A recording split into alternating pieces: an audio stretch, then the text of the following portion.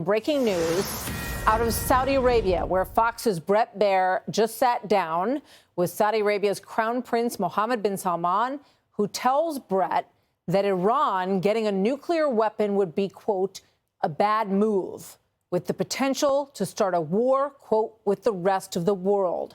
Here's an exclusive bit from this interview with Mohammed bin Salman, airing tonight on Special Report. Watch.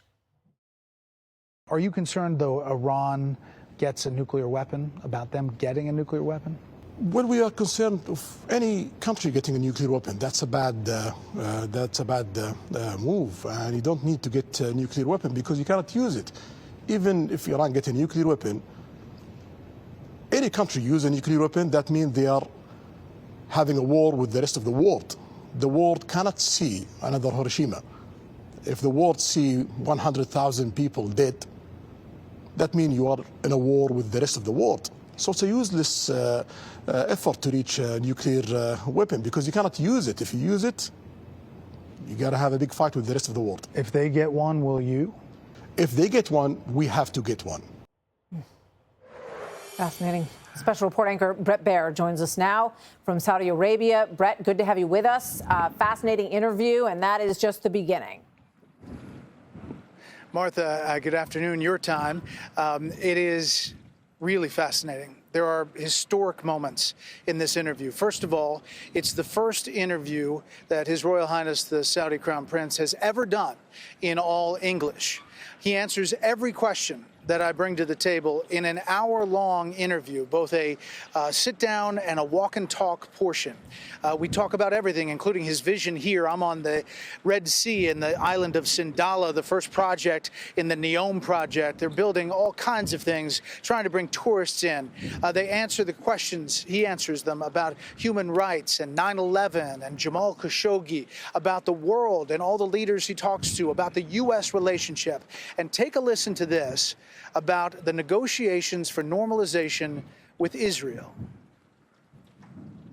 What would it take for you to agree to normalize relations with Israel? Well, there is approach from President Biden administration to get to that point.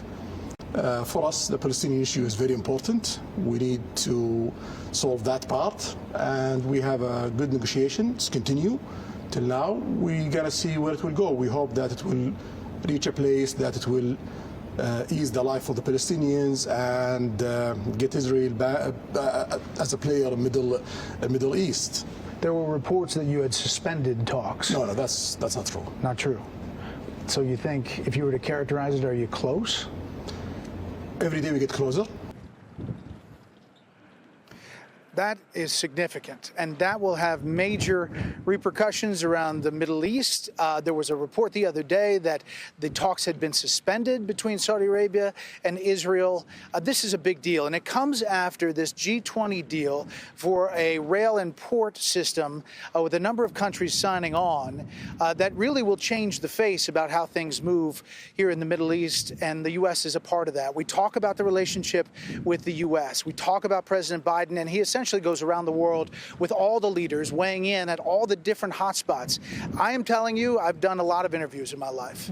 I have never had this much news in one interview at the same time. Wow. Well, we look forward to seeing it tonight. And, you know, there's also been interesting moves with China and Saudi Arabia. And I look forward to hearing more about that as he, sort of takes us around, because the dynamic with Saudi Arabia and where their shift is, where the gravitas is in terms of their relationships with others is hugely important. With regard to President Biden, Bret, he called MBS a pariah after the Khashoggi murder and the investigation that was done here in the United States. Did you get any sense that that relationship is thawing? I asked that specific question. First of all, I asked a number of questions about Jamal Khashoggi and the fallout from it. But in the follow-up to that, I asked about the relationship. and you're looking at the fist bump. I asked about the pariah statement, and then the fist bump visit with a closed fist, and then the recent G20 visit where he was open palm saying thank you for your leadership, and how that has changed since that in the past 5 years. Remember, we're coming up on the 5-year anniversary of the Jamal Khashoggi killing. He essentially said that we have so many ties with the U.S. economically, in what they do around the world, that it is bigger than one administration. He says the relationship with President Biden is good. He has good back and forth, and that they are being helpful on the Israel negotiations. He is very, very forthcoming and blunt. And I'm telling you that, you know, you talk to a lot of officials who tiptoe around things because of sensitivities. This is a very matter-of-fact answer to a lot of tough, difficult, complex questions that you're really not going to believe. Yeah, it's fascinating. And, you know, I want to play this from Benjamin Netanyahu, the leader of Israel, talking about this peace process being within reach at a bilat today around the UN meetings. Watch this. I think that under your leadership, Mr. President, we can forge a historic peace between Israel and Saudi Arabia.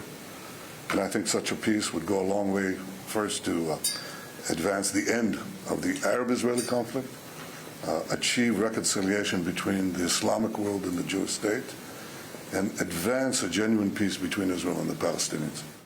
This is so intriguing, Bret. You know, the language from the Crown Prince and from Netanyahu. But of course, the big question is the one that the Crown Prince brings up, and that is that the Palestinian issue is very important to the Saudis. So did any sense of what some kind of agreement might look like?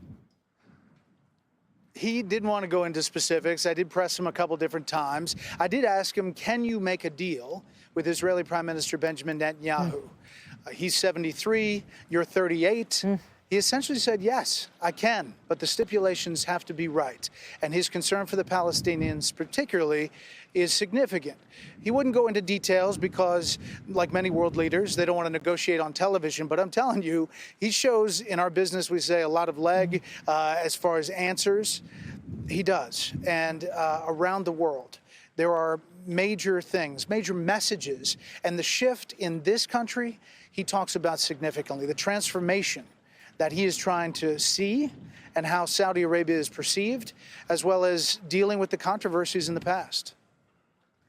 Yeah, it's very interesting, the changes that have been made there in Saudi Arabia in just recent years in terms of freedoms for women are extraordinary. They can, you know, do things we take for granted, like going to a sports stadium and driving a car. And with some regulations, they can start businesses and all of those things, Bret. So I look forward to hearing what he has to say about that. I'm also, of course, curious, and I know our viewers will be as well, about the energy situation. It feels like every time the White House and the Biden administration have tried to get cooperation from Saudi Arabia in terms of opening up the spigots a little bit, while price pressures have been really onerous for Americans, they really haven't gotten much love back on any of that.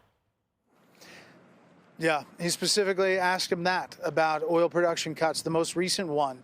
And he says that has nothing to do with any other country. He says it doesn't have to do with American politics. It doesn't have to do with Russia and Ukraine. It has to do with our sense of where we see the oil market and stability long term. He was pretty specific. This is a data guy. He confirmed that he is a computer gamer. That's how he blows off steam. He likes to play computer games. He is in every detail. And he is very well aware of where Saudi Arabia is positioned around the world and clearly wants to step up more as a world leader in a number of different venues. Yeah, you know, obviously there's just so much to discuss with him, and he is this new generation of leadership. You know, we all remember when he first came to his level of power there were a lot of leadership that was basically, you know, held hostage in a hotel in Saudi Arabia. He really wanted to shake up what he saw as the corruption in the country. You know, I'm curious what his, you know, thoughts are on how all of that looks now. Yeah, and I specifically asked about the past and what has happened, even things most recently, an Associated Press piece about a man that posted criticism on Twitter, or now X, who was sentenced to die. And he said yes, and there are things about our laws that need to be changed.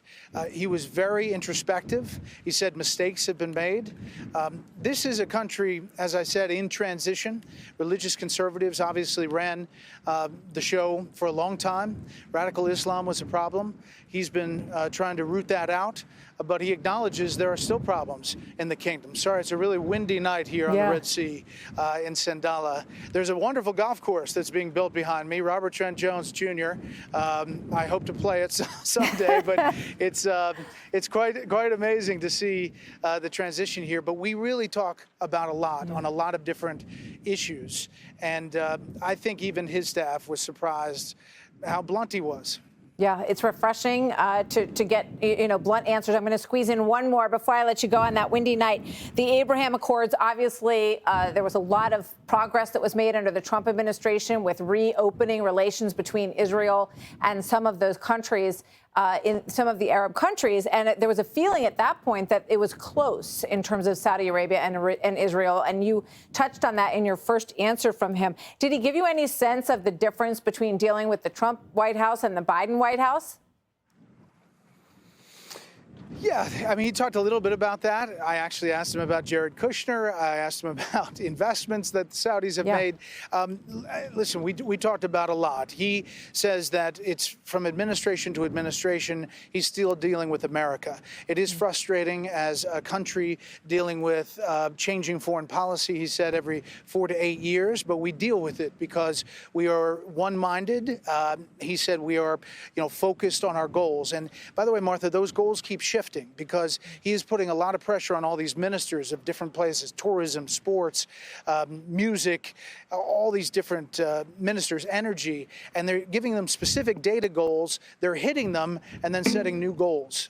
So his Vision 2030 he talks about, and I ask him about what Saudi Arabia is going to look like in 2040 and 2050. Yeah. It's fascinating, and I guarantee you that this leader, despite all the criticism and controversy, is going to be around in the Middle East for a long, long time. Fascinating power player. And just to tease forward, I know you also asked him some questions that will be of interest to the 9/11 families as well. Bret, we will be watching every minute of this on Special Report. Great to see you in Saudi Arabia with this fascinating interview with the Crown Prince Mohammed bin Salman coming up tonight on Special Report. Thanks, Bret. We'll see you back here when you get back. Safe travels. All right. See you, Martha. You bet. Hey, Sean Hannity here. Hey, click here to subscribe to Fox News YouTube page and catch our hottest interviews and most compelling analysis. You will not get it anywhere else.